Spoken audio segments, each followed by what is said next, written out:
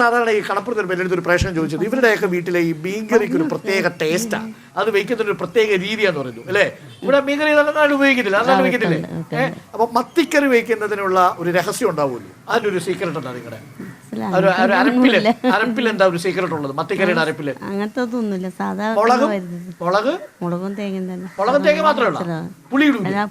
പുളിയും പിന്നെ കായ ഇടും? ഉലുവ ഇല്ല, വെളുത്തുള്ളി അതൊന്നുമില്ല, മുളക് മാത്രം വെച്ചിട്ടാണ് അല്ലേ?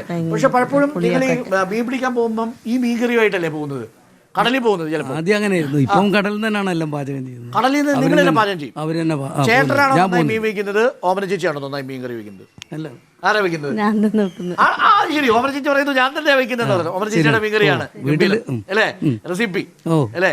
ഓക്കെ. ഏറ്റവും ഇഷ്ടപ്പെട്ട കറി ഏതാ? ഓമന ചേച്ചിക്ക് ഇഷ്ടപ്പെട്ട കറി ഏതാ? മീൻ ഏതാ ഏറ്റവും ഇഷ്ടപ്പെട്ട മീൻ ഏതാ? മത്തിയാണോ? എല്ലാ മീനും